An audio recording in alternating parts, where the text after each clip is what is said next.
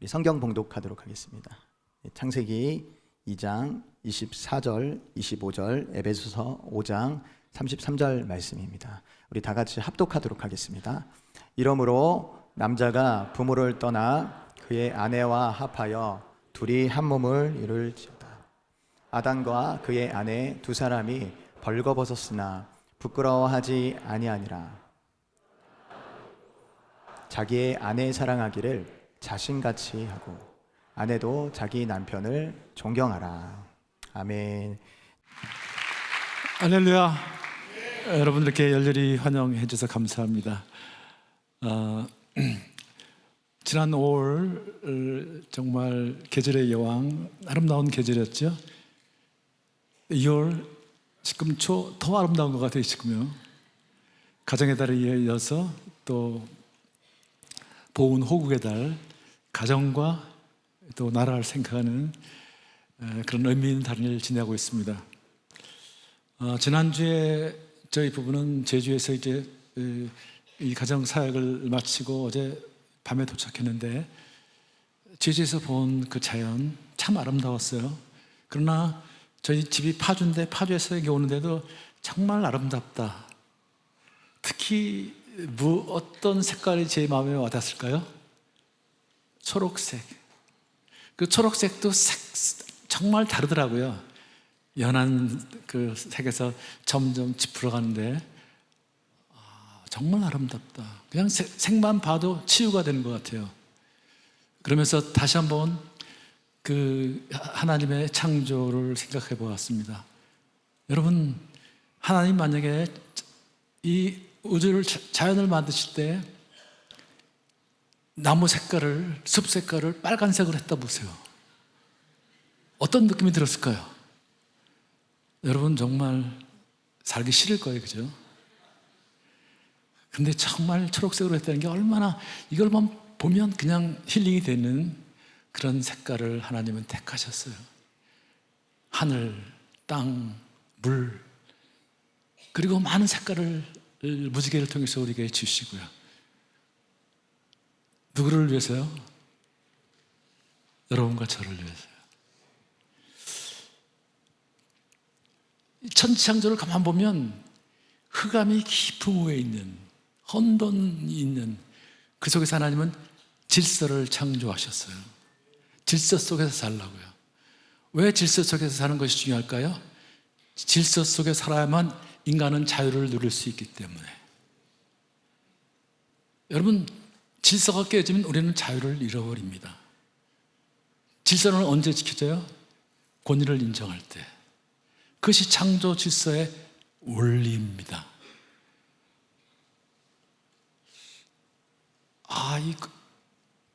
하나님이 마지막 창조의 클라이막스에 이 가정이라는 이 공동체를 세워주셨거든요. 하나님 인간을 창조하셨지만 인간을 창조하신 것이 궁극적인 목적이 아니었어요, 사실은요. 아담이 독초하는 것이 좋지 못하니 낫굿, 처음 부정적인 말씀을 하시고 내가 그를 위해서 돕는베풀을 지으리라. 그리고 하와를 주시고 가정을 창조하신 거예요. 그리고 복을 주셨는데 그들에게 복을 주셨다고 그랬어요. 아담한테 복을 주신 것이 아니라 그들에게 복을 주셨다. 하나님은 공동체를 좋아하신다. 공동체를 원하셨어요. 관계에서 사는 존재. 그래서 끊임없이 이 어둠의 세력은 이 공동체를 깨려고 합니다. 하나님의 꿈이 담겨있는 공동체, 가장 아름다웠던 공동체. 그래서 그런 걸 보면서 하나님은 인간을 사랑하시기 전에 배려하셨구나. 배려. 우리가 자연을 통해 살아갈 수 있도록 배려를 하셨다. 근데 여러분, 배려라는 단어를 성경에서 보셨나요, 혹시요? 성경에서 배려라는 단어를 보신 분 있어요? 여러분, 목사님들이 말씀하실 때 배려라는 단어를 자주 하시던가요? 사랑이라는 단어를 많이 하시는데 배려라는 단어 안 하시죠? 제가 그래서요, 찾다 안 돼가지고 요즘 유행하는 챗 GPT를 찾아봤어요. 성경에 배려라는 단어가 있냐 그랬더니 없대요. 걔가요. 그래서 왜 없냐, 이게 중요한 단어가. 그랬더니 그 당시에 문화가 배려라는 그 문화가 없었다는 거예요. 그런데 성경에 배려와 비슷한 단어가 있었다는 거예요, 히브리어에. 그러면서 하는 얘기가 성경은 그 대신에 단어는 없지만 배려로 가득 차 있다. 배려 없으면 공동체가 이루어지지 않는다는 거예요. 그러면서 예를 들면서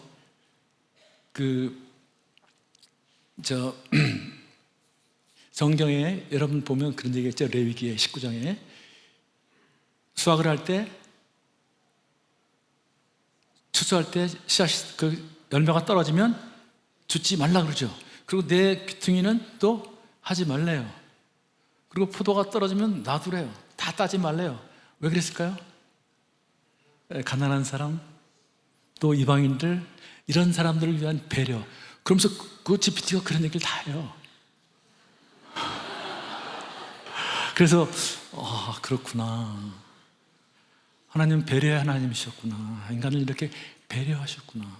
여러분, 이 관계는 배려를 통해서 이루어지는 거예요, 사실은요. 일반 관계는요. 그 배려를 통해서 공동체가 세워지는 거거든요. 그러니까 쉬운 예를 들면 오늘도 여기까지 운전하고 오면서 보니까 앞에 초보 운전 이렇게 써 있어요. 그 얘기는 무슨 얘기예요? 나를 좀 배려해 주세요. 이런 소리 아니에요?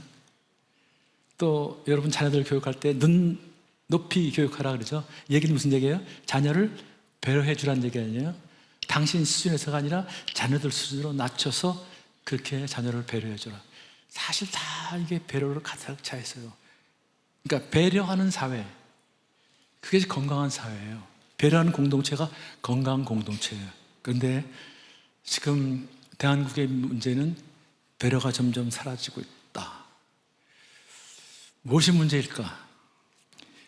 원칙과 규범이 없는 나라가 되고 있어요.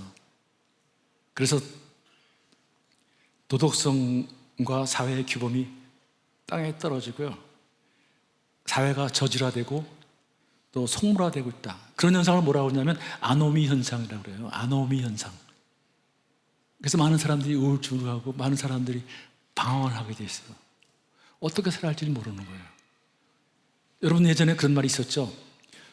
속도보다 중요한 것은 방향입니다. 방향이 중요해요. 또 여러분 꼭 뜻을 성취하십시오. 뜻을 세워야 합니다.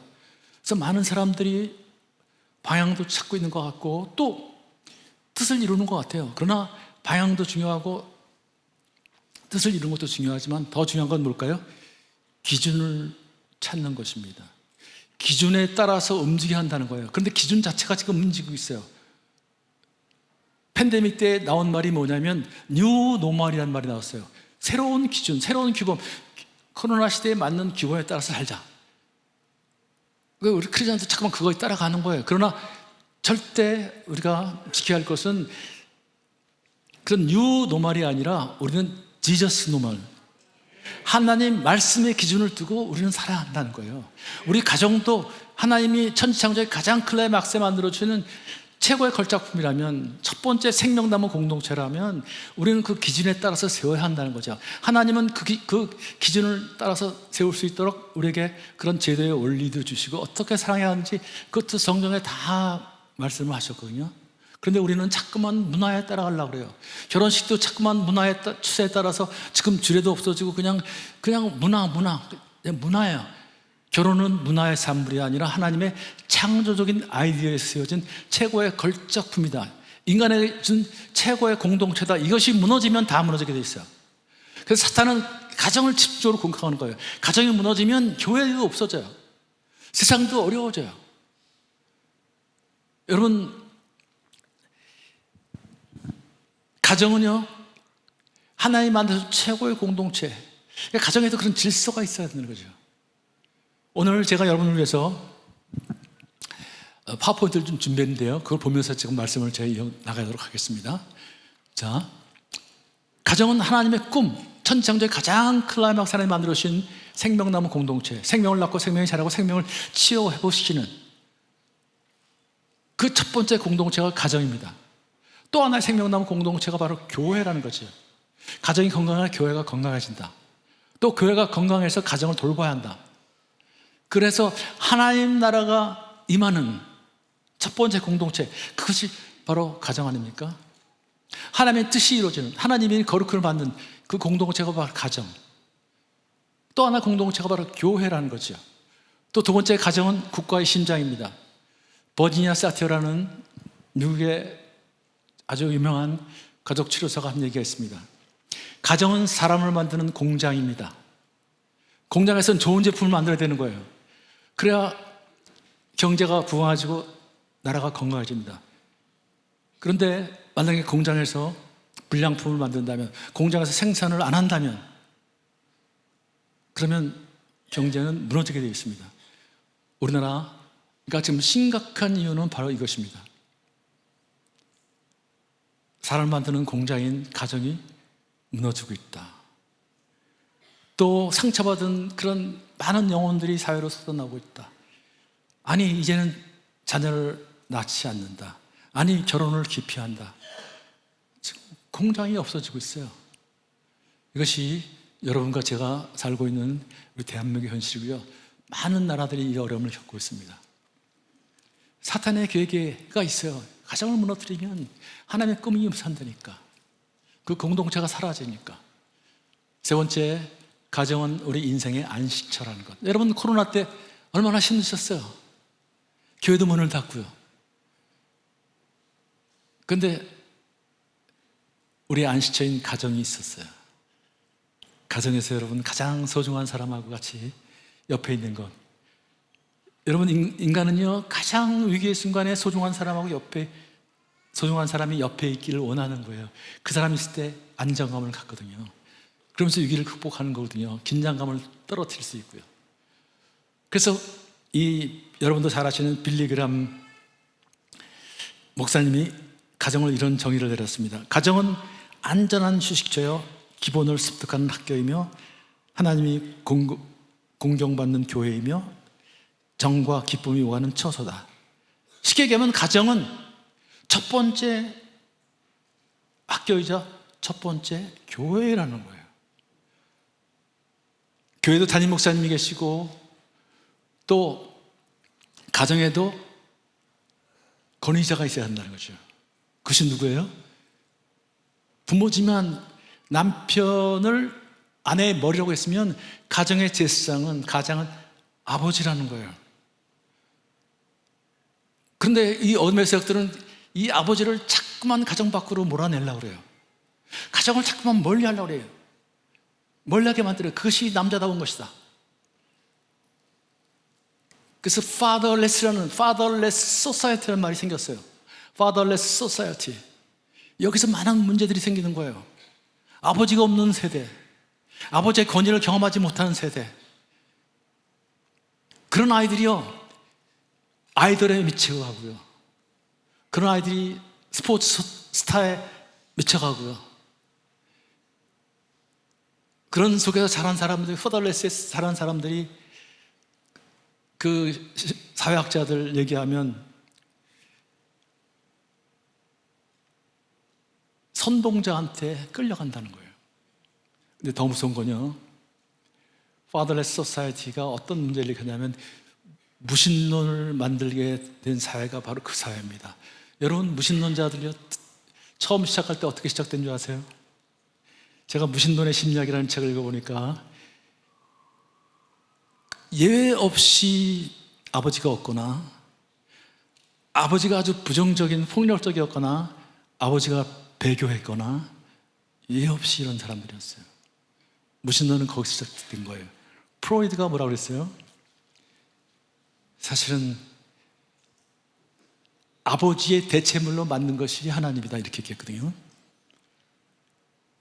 그런데 그 심리학자는, 그 책을 쓴 심리학자는 뭐라고 했냐면, 아버지의 대체물로 신이 인간을 만든 것이 아니라 하나님이 인간을 만드셨다. 그거는 이제 신이 인간을 만드신 게 아니라 인간이 하나님을 만들었다. 이건 프로이드가 이제 거짓말이라고 했거든요. 그런데 그 책을 쓴 심리학자는 뭐라고 했냐면, 아니다, 그분들이 하나님과의 관계에서 오히려 하나님 부정하는, 하나님의 영향을 받고, 아버지의 영향을 받고 무신론을 주장하게 이뤘다. 그래서 아버지들이 올바른 가정을 세우고 아버지 역할을 제대로 하면 다시 회복될 수 있다. 그 얘기를 그 정도로 가정은 소중한 것이고요. 또 이 가정에서 이 아버지 역할이 굉장히 중요하다. 그래서 사실은 이제 이 아버지 학교를 제가 이제 계속 하면서 그런 얘기들을 제가 많이 나눴거든요. 여러분들 제가 꼭 그 얘기를 좀 드리고 싶고요. 그런데 오늘 하나님께서는 가정을 만드시면서 우리에게 주신 말씀이 있어요. 남자가 부모를 떠나 아내와 연합해서 둘이 한 몸이 되라. 이야기는 여러 가지 의미가 있어요. 남자가 부모를 떠나서 아내와 연합하래요. 그 얘기는 첫 번째로 부모를 떠나서 결혼할 때는 신분의 변화가 있다는 거예요. 이제 넌 결혼하면 남자로 사는 게 아니다. 결혼하면 뭐로 살아요? 남편이 되겠다는 거예요. 왜 남편으로 살라는 거예요? 그 다음에 자녀를 낳으면 아버지가 되라는 거예요. 근데 남자들은요, 이 속성이 좀 있어가지고요, 계속 남자로 살려고 그래요. 그래가지고 거의 제가 보면 부부의 갈등의 상당 부분은 남자와 아내의 싸움이에요. 또 남자와 자녀들의 싸움이에요. 이래서 가정이 어려워져요. 제가 예를 하나 들면 말이죠. 몇 년 전에 한번 어느 부대에서 사단에서 저를 초청했어요. 그래서 사단장을 만났는데 왜 이렇게 군생활이 바쁠 텐데 저를 초청했냐 그랬더니 얼마 전에 아내하고 다툼이 있어가지고 이제 아내하고 얘기하는데 아내가 그러더래요. 내가 당신 쫄병이야 그러더래요. 그래서 내가 언제 당신 쫄병이라고 그랬어? 당신 하는 짓이 군대에서 하는 거 똑같잖아 지금. 당신이 군대에서나 사단장이 집에서 사단장이냐? 얼마나 충격적인 얘기예요. 그런데다가 자매님이 하신 얘기가 내가 알기로는 분명히 사단장도 계급 정년이 있는 걸로 알고 있는데 당신 옷 벗고 나면 두고 보자 그러더래요. 얼마나 충격이에요. 가만히 생각해보니까 할 줄 아는 게 아무것도 없어요. 다들 부하들 시키고 집에 오면 아내 시키고 애들 다 시켰는데 이래라 저래라 충격이 쌓인 거예요. 이건 이제 교회 열심히 하신 나중에 장로님이 되신 분이거든요. 내가 이 정도면 우리 부하들은 어떻게 될까? 그래서 다 집합시켜 교육을 시켰더라고요. 그게 무슨 얘기예요? 사모님의 얘기가 뭐예요? 나는 우리 가정에서는 사단장이 필요 없다는 거예요. 우리 가정에서 누가 필요해요? 남편이 필요하고 아버지가 필요하지 왜 군대에서 우리 집에서 또 사단장이 필요하냐고. 사단장 필요 없다는 거예요. 당신은 내 남편이라는 거예요. 우리 애들한테 아빠가 되주라는 거예요. 이게 좀 무슨 직급이 있는 사람들은 다 여기에 빠졌어요. 교수들은 집에 와서도 교수하고요. 또 목사님들은 집에 와서도 목회를 하세요. 죄송합니다. 제가 다 들은 얘기예요. 얼마나 많이 만났겠어요. 사모님하고도 상담도 하고요. 저한테 그런 걸 상담을 하세요. 목사님한테 가서 상담하시죠? 그러면 사모님이 뭐라고 그러세요? 목사님은 자기 편이라 그런 얘기 안 하세요. 저한테 솔직히 좀 얘기해 주세요. 그래요. 이거를 좀 우리가 신분에 반드시 변화를 줘야 한다. 아내들도 마찬가지예요. 여러분, 여자로 사는 게 아니라 아내로 산다는 것. 여러분, 여자로서의 꿈을 약간 좀 내놓을 필요가 있어요. 그죠? 자꾸만 여자로 살려고 그러면 남편도 어려워집니다. 그래서 신분의 변화. 두 번째는 부모를 떠난다는 얘기는 삶의 우선순위가 바뀌어야 한다, 이제. 우리 남자들은 가장 우선순위가 뭐죠? 일이죠, 일. 그래서 더글라스 테프트라는 코카콜라 회장이 어느 신년사에서 이런 얘기를 했어요. 인생은 5개의 공을 돌리는 저글링 게임과 같다. 5개의 공을 돌리는 저글링 게임. 여러분 아시죠? 공을 돌리는 거. 그러니까 5개니까 얼마나 힘들겠어요. 4개 같으면 2개 돌리면 좀 익숙하면 되는데 3개, 2개를 돌리면 하나는 떨어질 거예요. 근데 이 5개 공 중에 하나는 고무로 돼 있고 4개는 이루로 돼 있다는 거예요. 뭐가 고무로 돼 있을까요? 일이라는 공은 고무로 돼 있다는 거예요. 떨어뜨리면 다시 트여올라요. 그럼 다시 돌리면 되는 거예요. 유료된 건 떨어뜨리면 상처가 나고 원상복귀가 어려워요. 그런데 일이라는 공은 고무로 돼 있다는 거예요. 근데 남자들은 이 공을 안 떨어뜨린다는 거예요. 계속 돌려요. 그리고 나머지를 자꾸만 떨어뜨려요. 그 네 개 중에서 가장 많이 떨어뜨린 게 뭘까요? 가족이라는 공, 가정이라는 공이요. 왜 그럴까요? 늘 집에 있으니까, 가면 늘 있으니까, 그냥 일상이니까. 그래서 뭐라 하냐면 지금은 바빠, 지금 돈도 벌어야 되고, 지금 여가가 없어. 나중을 위해서 좀 내가 더 해야 되는 거 아니야? 회사를 위해서 더 일해야 되는 거 아니야? 근데 나중 시간 딱만 나중에 여유가 있으면 어떻게 해요? 자녀들이 없어요. 다 떠났어요. 아내는 마음의 문을 닫아요.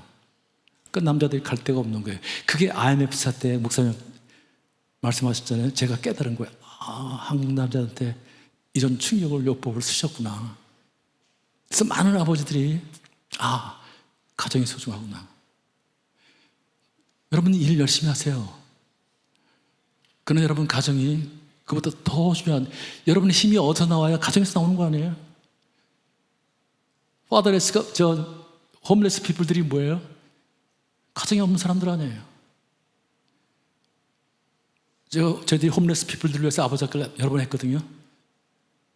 다 가정이 없는 사람들, 가정이 다 있었어요. 그런데 IMF 때 다 쫓겨난 사람들, 가족으로부터 거부당한 사람들, 그런 사람들이 홈레스가 되더라고요. 여러분 열심히 하십시오. 그러나 가정이 우선순위를 둬야 된다는 것, 가정이 가장 소중한 존재라는 것. 그래서 우리 돌아가신 하영재 목사님 이렇게 말씀하셨어요. 서로가 피눈물 나게 노력하지 않으면 가정은 오래가지 못합니다. 남편과 아내가 죽을 힘을 다해서 지켜야 하는 곳이 바로 가정입니다. 그만큼 가치가 있는 곳입니다. 왜요? 여러분 가정이 행복해야 여러분 인생의 마지막이 행복해져요. 여러분 부모님이 행복해지고 여러분 자녀들이 건강하게 자랄 수 있다는 거예요.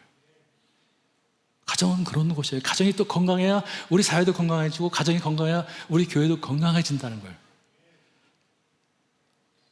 이 가정의 중심에는 꼭 부부가 있다는 걸 기억하시고요.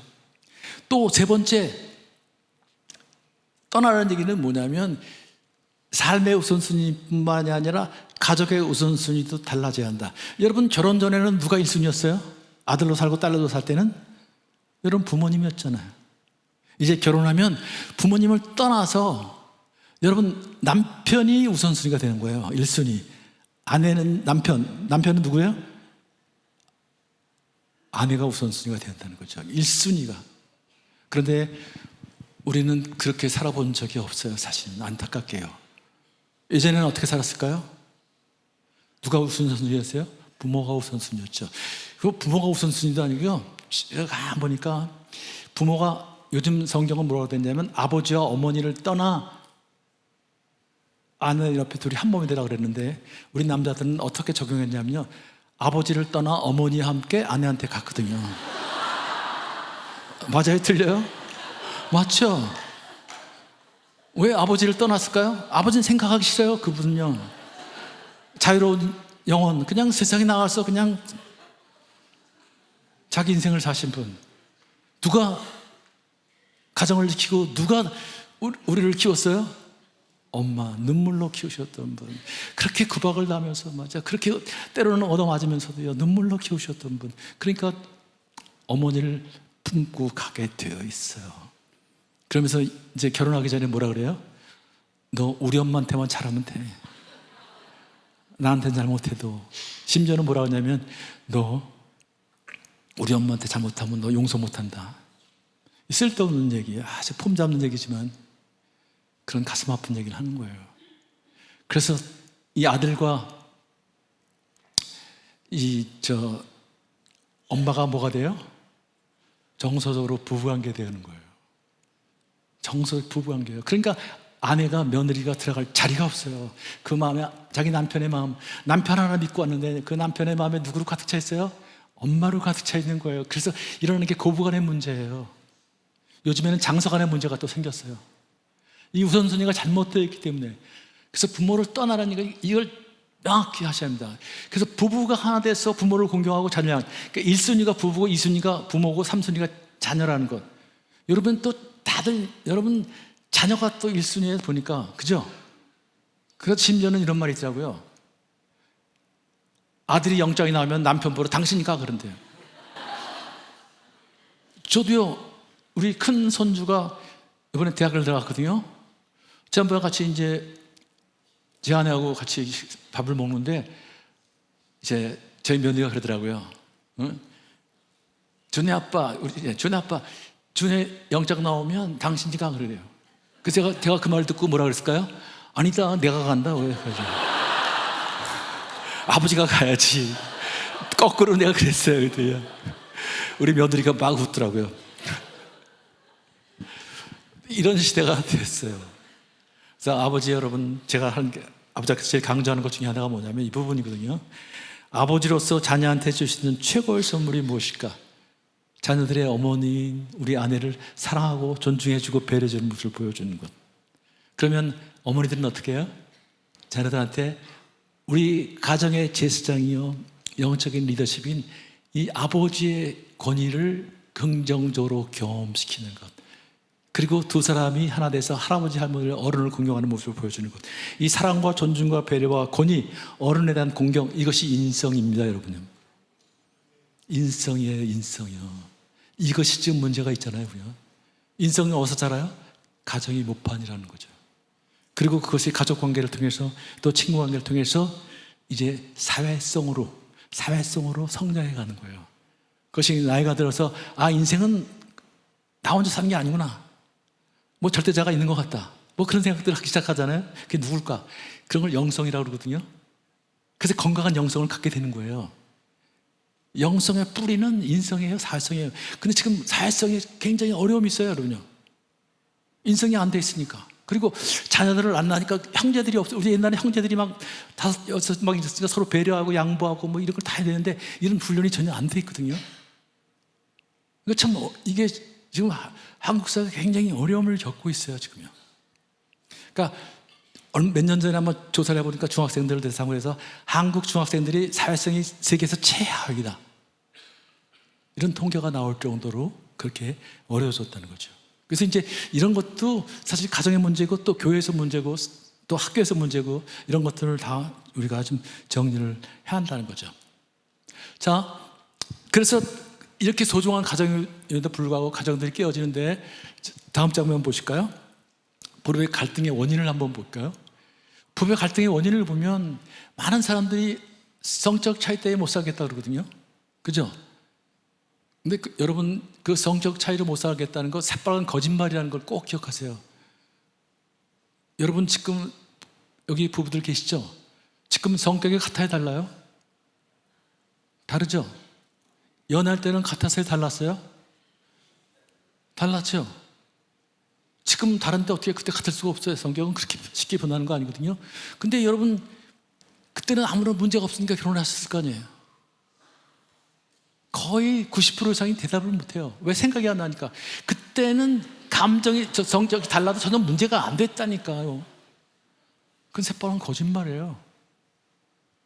근데 이산 존슨이라는 분이 아주 기가 막힌 얘기를 했는데 뭐라 그러냐면 부부 갈등은 가장 소중한 사람에게 소중하다는 느낌을 받지 못하고 그와 친밀하고 싶은 욕구, 이걸 애착 욕구라고 그러는데 그게 채워지지 않아서 정서로 단절되는 것이 표면적으로 나타나는 현상이다. 그러니까 인간은 누구든지 가장 소중한 사람한테 사랑받고 싶은 거예요. 인정받고 싶은 거예요. 그 사람이 나를 인정했으면 좋겠어요. 내 곁에서 나를 좀 위로해줬으면 좋겠어요. 그 욕구가 있다는 거예요. 근데 그걸 채워주지 않으면 이게 문제가 되는데, 이거보다 더 또 정신과라는 그 교수가 장크 팽세라는 뭐라 그러냐면, 인간은 원초적인 불안, 두려움이 있는데 이 애착 욕구가 채워지지 않으면 두려움을 느끼는 신경회로가 작동하기 시작한다는 거예요. 원초적인 두려움이 있는데, 근데 학자들이 여러 가지 얘기를 하지만 그 대표적인 그 감정이 뭐냐면, 저는 두려움과 버림받음에 대한 그 두 가지가 중요하다. 뭐라고 그랬죠? 두려움이 버림받음과 무시당하는 거. 누가 무시당하는 걸 두려워할까요? 남자들이요. 버림받음을 누가 두려워할까요? 여자들이요. 그러니까 여자들은 버림받으면 목숨을 끊으려고 그래요. 또 남자들은 무시당하면 끊으려고 그래요. 그런 원초적인 불안이 있다는 거죠.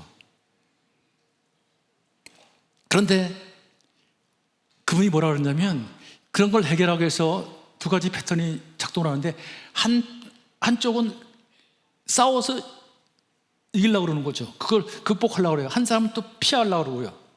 누가 싸울까요?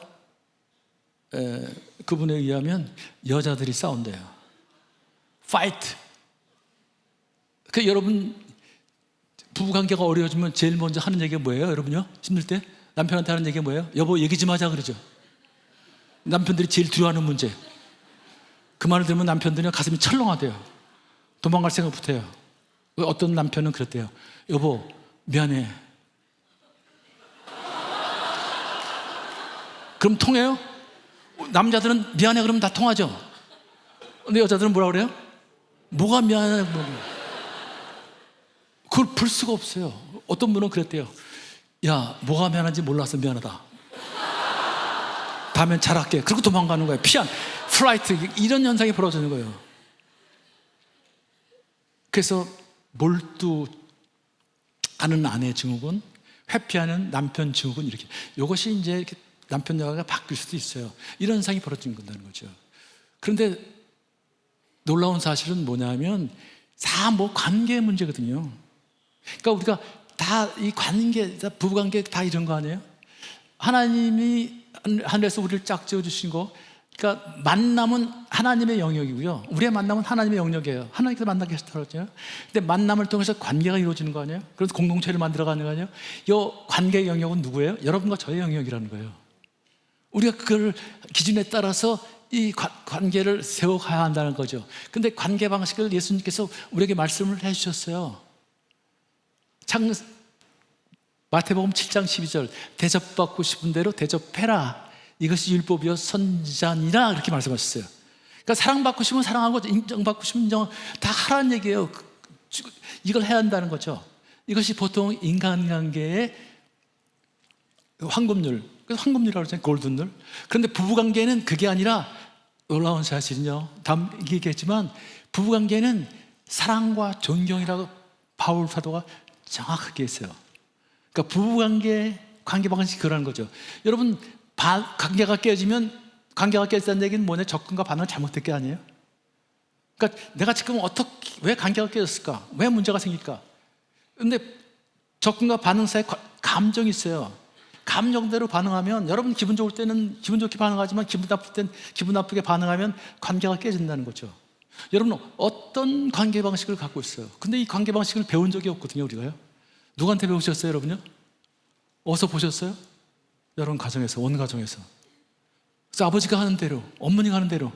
그래서 아버지 학교에 들어오셔서 하는 얘기가 나는 아버지처럼 살기 싫었습니다. 그런데 아버지와 똑같이 살고 있습니다. 여러분 관계가 우리 인생을 결정짓는 거거든요. 이거를 바꿔야 돼요. 예수님이 성경을 통해서 우리에게 기준을 주셨다는 거죠. 부부관계, 이 반응은요, 바로 사랑과 존경. 그래서 에베소 5장 33절에 그런 얘기를 하셨다는 거죠. 쉬운 얘기를 하나면요, 감정이 상하면 관계가 깨지게 돼 있어요. 감정이 상하면 자꾸 부정적인 현상이 벌어져요. 예를 들어서 우리 아내 여러분 남편이 밥을 맛있게 먹고 있어요. 감정이 좋은데. 그럼 여러분 감정이 좋아요, 나빠요? 좋죠. 그러면 여보 이거 좋아하는가 보다, 내일 또 만들어줄게, 일찍 들어와. 행복해져요. 근데 감정이 상했는데 남편이 밥을 맛있게 먹고 있어요. 그럼 감정이 좋아요? 저게 시축인가 저게? 꼴도 보기 싫어요. 근데 그 밥을 먹고 말이죠, 그것도 모르고 말이죠, 남편이요 텔레비전 보고서 말이죠, 좀 야한 장면이 나왔어요. 그 성적인 욕구가 있어서 아내한테 접근해가요. 접근. 그럼 아내가 어떻게 반응해요? 오빠 어서 오세요 그래요? 뭐 이런 인간이 있어? 그리고 확 밀어버려요. 확 돌아놓아요. 그럼 남편은 또 감정이 또 상하는 거예요. 네가 나를 무시해? 이래서 자꾸만 관계가 어려워지는 거예요. 이 관계 방식이 다 깨어지는 거예요. 그런데 이 감정에 따라서 다들 반응하거든요. 근데 감정은 누가 밀가붙일까 불어요? 사탄이요. 그래서 하나님은 우리에게 기준을 주셨어요. 우리에게 신앙을 주셨어요. 신앙에 따라서, 말씀에 따라서, 기준에 따라서 감정을 컨트롤할 수 있어야 한다는 거죠. 그래서 컨트롤할 수 있도록 뭘 주셨어요? 자유의지를 주셨어요. 근데 우리는 그것도 모르고 그냥 감정에 따라 움직여요. 한국 사회 문제는 그냥 감정 그래가지고 말이죠. 온통 감정이에요. 심지어는 지역 감정까지 나와가지고 다 감정 가지고 기준이 없어졌어요, 지금요. 이런 것들을, 그러니까 인간이 자유하지 않다는 거예요. 하나님은 우리에게, 예수님 왜 오셨어요? 요한복음 8장에서 뭐라고 그랬어요? 진리를 알지니 진리가 너희를 자유케 하리라 그랬잖아요. 자유하지 않아요. 우리는 자유하지 않아요. 이념에 자유하지 않고요. 그냥 지역 감정에 그냥 다 끌려가요. 기준이 없어요. 그냥 교회도 막 그런 게 없어요. 그러니까 안타까운 거죠. 우리 가정도 마찬가지예요. 사랑과 존경. 근데 사실은 사랑과 존경이 그렇게 쉽잖아요. 아내 여러분, 남편 존경하라고 하면 쉬워요? 어떤 분들은 그러더라고요. 존경할 구석이 있어야 존경하죠. 여러분, 근데 아내 여러분, 여러분도 꼭 기억하세요. 여러분 남편들은 여러분을 사랑하기가 쉬운 줄 아세요? 착각하지 마세요, 여러분요. 여러분들 아내들이, 남편들이 말 들어주는 건요, 가정의 평화를 위해서 그냥 들어주는 거예요. 그게 많아요. 여러분이 남편을 리스펙트 해줄 때, 권위를 인정해줄 때 남편들은 십자가를 지는 마음으로 사랑할 수 있어요. 그래서 사랑하라는 얘기가 영어로 보면 must respect, must love라는 얘기가 있어요. 저희 결혼은요, 사실은 가정은요, 십자가 이야기입니다. 여러분, 십자가가 제일 필요한 곳이 어디예요? 교회 오면 여러분 다 십자가를 진척할 수 있어요. 근데 가정은 그냥 벌거벗은, 십자가가 정말 필요한 것이 어디예요? 우리 가정이에요. 쉴 새 없는 공경. 사랑과 존경. 여러분 부부학교가 있다는 걸 얘기 들었어요. 거기 꼭 가셔서요, 어떻게 사랑하고 어떻게 존경하는지 그런 것들을 배우셔야 돼요. 안 배우니까 문제예요. 세상 사람들이 사는 거 보고요, 우리 엄마 아빠 사는 거 보고요, 제가 잊을 수 없는 건요, 우리 뉴욕에서 아부자키 할 텐데 한 형제가 나와서 자기는 어렸을 때 그냥 중학교 때 가출해가지고 혼자 살다가 미국으로 왔대요. 부모처럼 살기 싫다고. 그래서 결혼을 해서 하는데 또 부부 문제가 생겼어요. 딸을 둘을 낳는데 어느 날 딸이 그림을 보고서 자기가 충격을 받은 거예요. 엄마 아빠하고 싸우는데 둘이 그 이불 속에 하나 숨어 있고 또 그림을 그리는 그 언니는 방구석에서 울고 있고, 충격을 받은 거예요. 갑자기 엄마 아빠 생각이 난 거예요. 자기가 그렇게 힘들 때 왜 저런 문제가 싸우나, 어른들이 저런 문제가 싸우나. 그런데 지금 보니까 자기가 또 그런 문제 갖고 싸우고 있다는 거예요. 너무 내가 몰랐구나. 그래서 아부작교에 들어와서 공부를 하면서 이거 좀 배워야 되는데 이거를 몰랐구나. 여러분들 대단한 주제 갖고 싸우세요? 북한 핵 문제를 어떻게 해결할 것이, 이런 거 갖고 싸우세요? 그런 거 갈등하세요? 그런 거 갈등 안 하잖아요. 뭐 갖고 싸우세요? 왜 양말을 거기다 벗었냐? 또 화장실 가면 뭐가 있어요? 치아 근데 가운데 짜냐 밑에 짜야죠. 다 이런 사소한 문제들 아니에요, 이거요. 근데 양말 문제를 한번 잘못 다루면요, 핵전쟁으로 가는 게, 이게 부부싸움의 핵심이에요, 이게요. 왜 그런지 아세요? 가장 소중한 사람이기 때문에, 내가 가장 사랑하는 사람이기 때문에. 당신만큼은 나를 인정해줘야지, 당신만큼은 나를 존중해줘야지, 누가 뭐라고 해도. 근데 그 사람이 그러니까 그걸 못 견디는 거예요. 그걸 못 견디는 거예요. 다른 사람이 그런 거는 다 받아줄 수 있어요. 여러분 교회에서 그러면 다 받아줄 수 있어요. 집사님 힘드셨나 보죠. 그리고 다 해줄 수 있어요. 근데 집에서는 그게 안 되는 거예요. 근데 집에서 해야 된다는 거예요, 그거요. 그래야 세상이 달라지게 돼 있어요. 우리가 하나님이 아까 찬양할 때 통치한다 그랬죠. 통치라는 게 뭐예요, 도대체?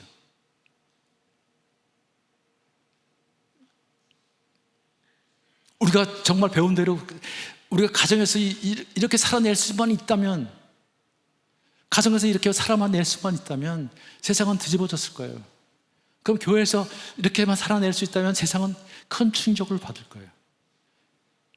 가정이라는 그런 공동체라는 것. 그래서 사탄은 계속 가정을 공격한다는 것. 저와 제 아내가 처음에 많이 싸웠던 게 그거거든요. 제 아내는 학교 선생님이어가지고 내가 늘 한 얘기가 뭐냐면, 왜 이렇게 날 가르치려고 그러냐? 내가 네 학생이냐? 아주 사명감을 가르치더라고요. 내가 아니면 이런 얘기 누가 하냐요? 다 우리를 위해서 하는 얘기래요. 그렇죠? 됐어, 그만해 그랬습니다. 그리고 어느 날 문을 쾅 닫고 들어가는데 또 들어와요. 또 문을 열고 들어와. 그 얘기는 무슨 얘기예요? 회복하고 싶다, 관계를. 아직도 그대는 내 사랑이라는 거예요. 그럼 좀 부드럽게 접근해야 될 거 아니에요? 눈을 동그랗게 뜨고 말이죠. 내 말이 틀렸네요.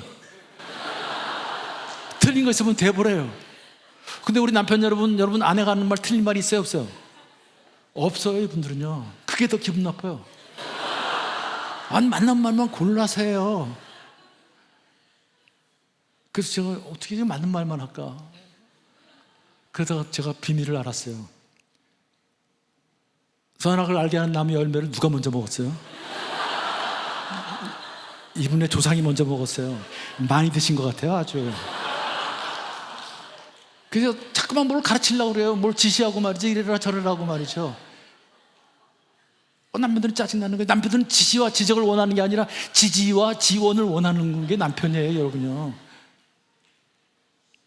그리고 나이가 들면 더 심해져, 이게요. 자꾸만 애들 키워가지고 애들 다뤄가지고요. 그래서 이제 영상을 하나 제가 보여드릴게요. 한번 보세요. 그 다음 장면 한번 볼까요? 지하철을 타고 가는데 점잖게 생긴 할아버지와 약간 신경질적으로 생긴 할머니. 노약자석에 앉히자마자 할머니께서 할아버지한테 계속 잔소리를 하셨어요. 그러게 내가 아니라고 했잖아요. 아유 정말 어쩔 거예요. 영감아. 푹시렁 살아날라 샹그리를. 할아버지는 상비는 난처한 표정으로 그만요. 하야하다고. 그러자 할머니 잔소리는 멈추지 않으셨어요. 아 내가 아니라니까. 왜 거기서 방문을 열고 옆에 있는 들한테 푹시렁 샹그리갈라. 할아버지는 못 참겠던지 갑자기 벌떡 일어나시더니 저게 다 맞는 말만 하시는 거예요, 지금은. 너 내려. 갈아타면 돼. 어디 빨리 내려. 알았어요. 할머니가 일어나서 문 앞으로 가셨고 전철 문이 열리자마자 내리셨어요. 할아버지는 내리지 않으셨습니다. 할머니는 뒤돌아보고 놀라서 막 뭐라고 하시는데 할아버지는 저쪽으로 어여 가! 창피해! 어여 가! 택시를 출발하고 할아버지는 비장하게 한 말씀 하셨어요. 집에 가서 한 번 죽지 뭐.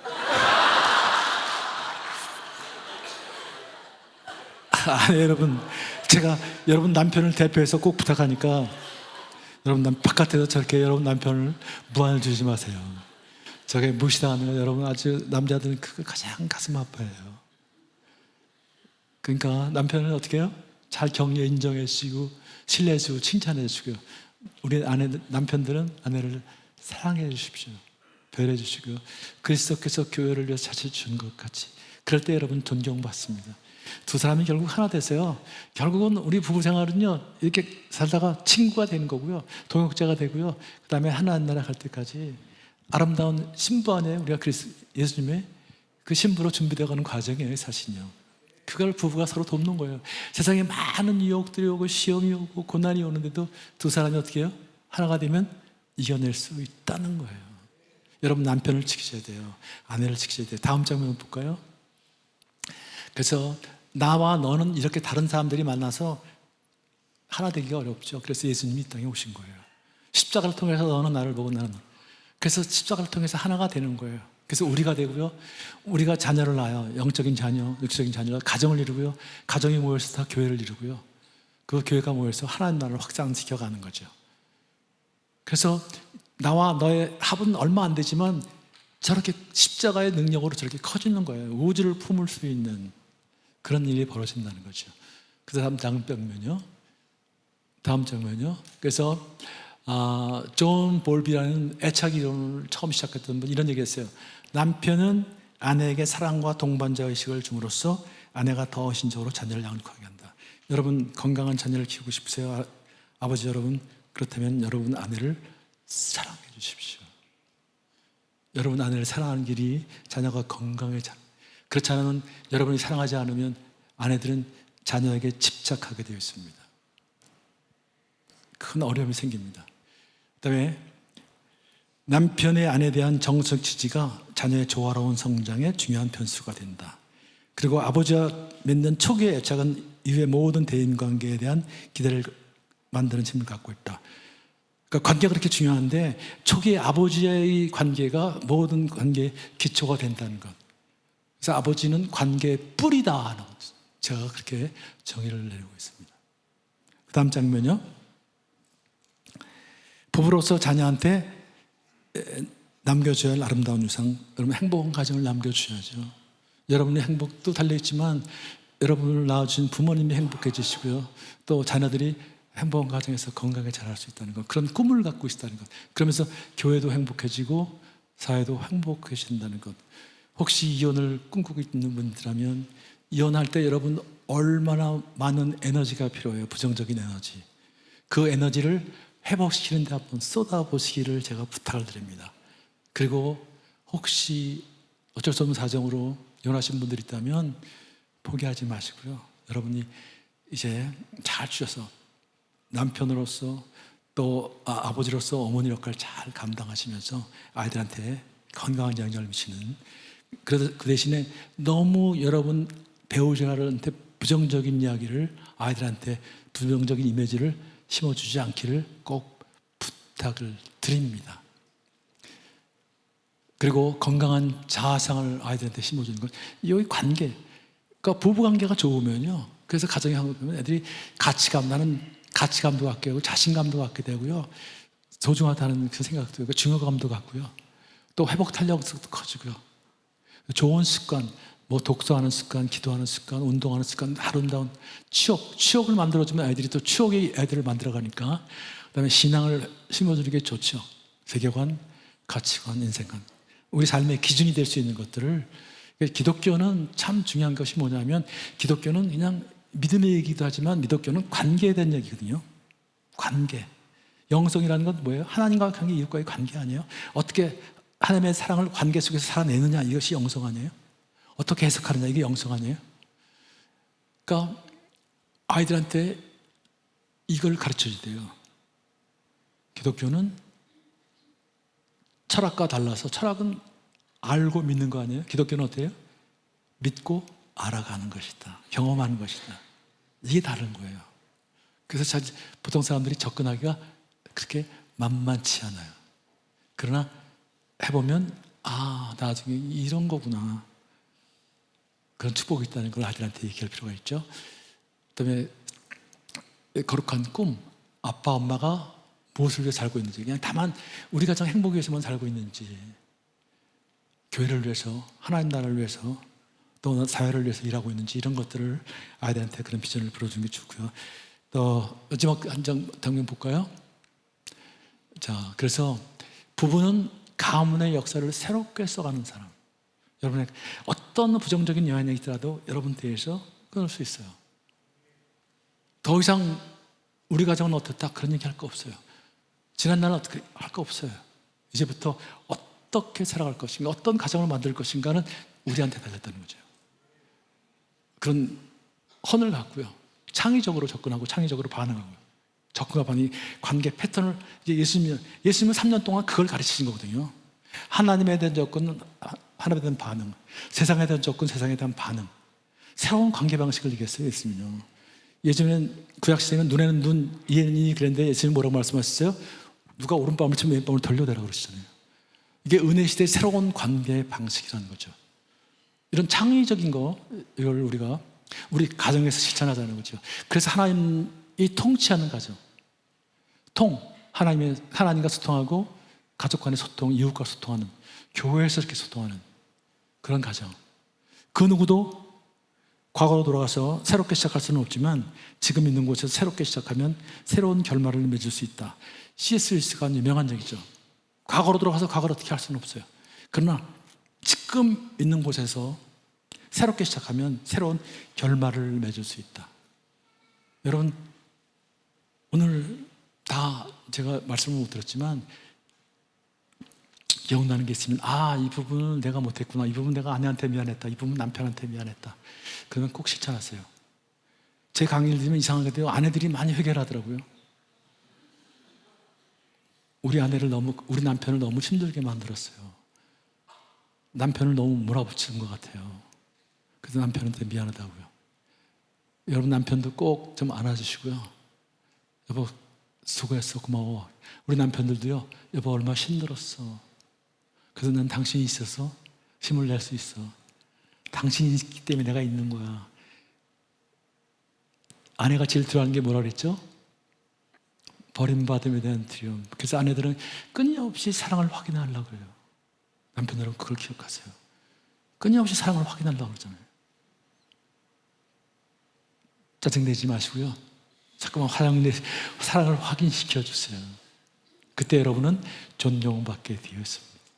여러분 자들도 그런 가정을 만들길 바라고요. 여러분 사랑하고 축복합니다. 기도하겠습니다. 하나님, 오늘 이렇게 주님 주신 말씀 함께 나누게 하신 감사합니다. 소중한 가정, 부부가 서로 사랑하고 서로 존경하는 가운데 하나가 돼서 부모를 공경하고 자녀를 잘 양육하는 가운데 아름다운 생명 공동체를 세우고, 또 그래서 교회도 건강해지고 지역사회 그 아름다운 영향력을 흘려보낼 수 있도록 하나님 축복해 주옵소서. 주님께서 함께 하실 것을 믿고 감사드리며 예수님 이름으로 기도합나이다. 아멘. 아멘. 감사합니다. 네, 좋습니다. 우리 다시 한번 우리 박수 드리겠습니다. 네, 우리 이 시간에 함께 찬양하실 때 하나님의 축복이, 그 하나님의 가정을 디자인하신 그 질서가 온전히 풀어지기를 원합니다. 그렇게 될 때 우리 각 가정이 회복될 줄 믿습니다. 우리 함께 찬양하겠습니다.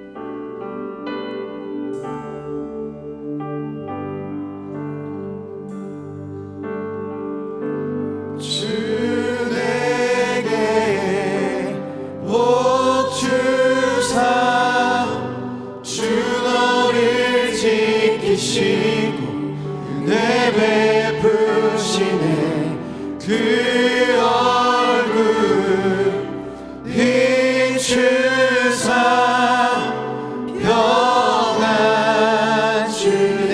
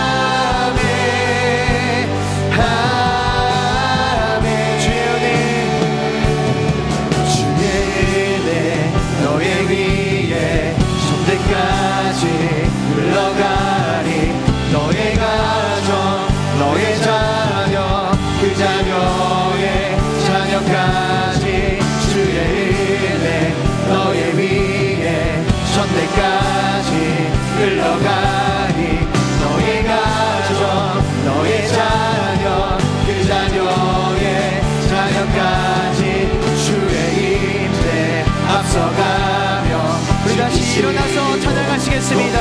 우리 믿음으로 선포하며 우리 가정 가운데 주님 임재하여 주시옵소서. 하게 하리 아침에도 저녁에도 너의 모든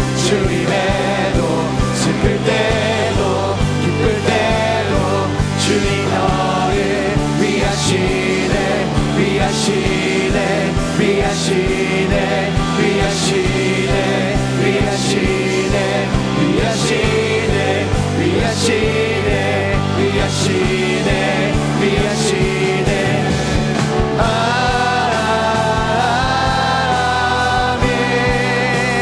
아멘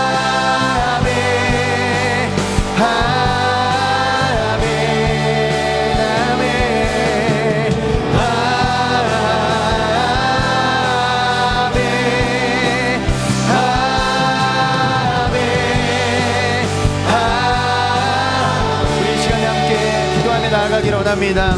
하나님, 우리 각 가정 가운데 하나님이 주신 그 질서가 회복되어지기를 원합니다. 하나님이 부어주신 그 유업이 회복되기를 원합니다. 하나님, 우리 이 시간을 결단하기를 원합니다. 하나님, 우리 가정에 주님 질서가 회복될지어다. 모든 하나님의 위협이 부어질지어다. 흘러갈지어다. 우리 시간에 믿음으로 우리 결단하는 마음으로 우리 주여 두 번 부르시고 우리 기도하며 나아가겠습니다. 주여, 주님, 하나님, 우리 각 가정 가운데 하나님이 부어주시는 그 유업이 흘러가게 하여 주시옵소서. 하나님, 모든 질서가 회복되어지게 하여 주옵소서. 주님, 우리 각자에게 주신 하나님이 주신 그 자리가 회복되게 하여 주시옵소서. 주여,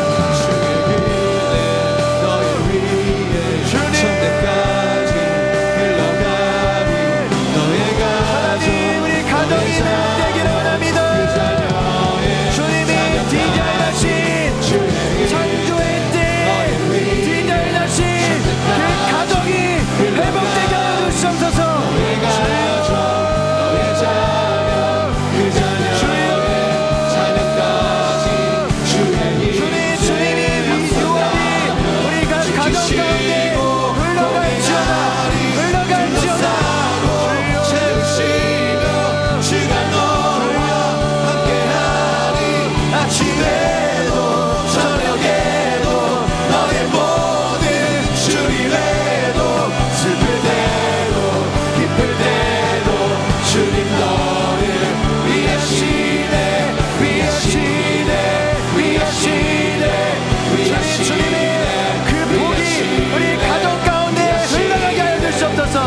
주님, 이 시간 하늘의 그 복이 불어지게 하여 주시옵소서.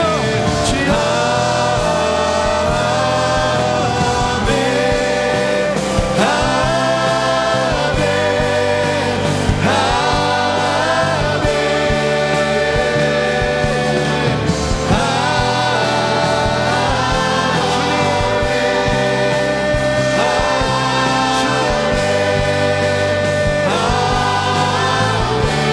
아멘, 다시 한번 한 가지만 더 기도하실 때, 여러분, 사단은 우리 가정을 무너뜨리려고 합니다. 그것이 사단의 전략이고 창세 이후부터 지금까지 그 일을 해왔습니다.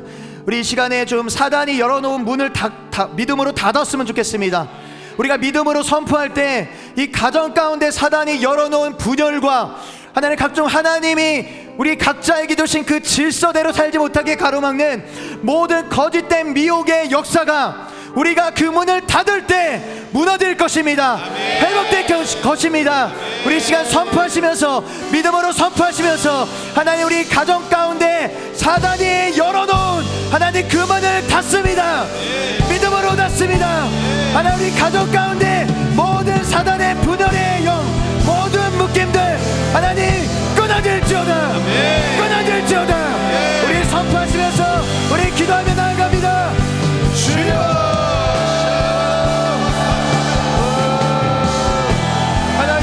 사단이 열어놓은 모든 분열의 문을 하나님의 질서대로 살지 못하게 가로막는 거짓된 미혹된 그 미혹의 문을 예수 그리스도로 닫습니다. 결박합니다.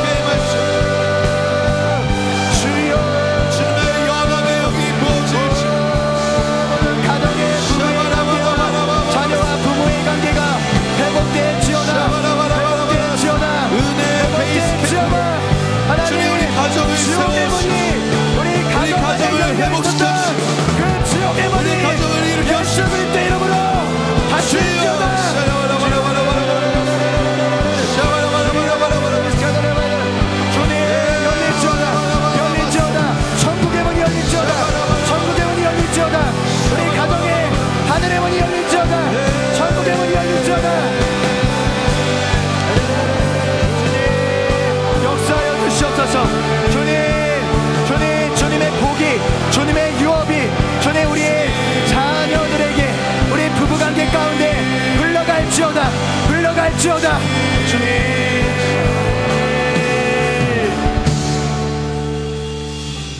주님 감사합니다. 하나님, 이 시간 예수 그리스도 이름을 선포합니다. 우리 가정 가운데 분열하게 만들고 각자에게 주신 그 자리를 떠나게 만들고 질서를 무너뜨리게 만드는 모든 사단의 문, 지옥의 문을 예수 그리스도의 이름으로 닫힐지어다. 하나님, 이 시간 선포합니다. 하나님, 각 가정에 하나님 천국의 문이 열리게 하여 주시옵소서. 하나님, 그 천국의 문이 열릴지어다. 하나님이 주신 그 천국의 열쇠를 이 시간 우리가 믿음으로 돌립니다. 하나님, 우리 각 가정 가운데 하나님 부부의 관계가 회복되어지게 하여 주시옵소서. 하나님, 자녀와 부모와의 관계가 온전히 풀어지게 하여 주시옵소서. 하나님께서 우리에게 이미 부어주신 그 천국의 유업이 우리 각 가정 가운데 흘러가게 하여 주시옵소서. 하나님, 오늘 말씀을 우리가 받습니다. 하나님, 그 말씀을 받고 믿고 선포할 때 우리 가정이 이미 회복되었음을 예수 그리스도의 이름으로 선포합니다. 주님, 우리 수지서단 목장교회가 그렇게 각 가정이 회복되는 하나님 놀라운 은혜가 부어지는 교회 되게 하여 주시옵소서. 이제는 우리 주 예수 그리스도의 은혜와 하나님의 그 크신 사랑과 성령님의 교통하심, 인도하심, 그 하나님의 축복이 오늘 말씀을 듣고 결단하는 우리 모든 성도들의 머리 위에 영원토록 함께할 것을 축원하옵나이다. 아멘.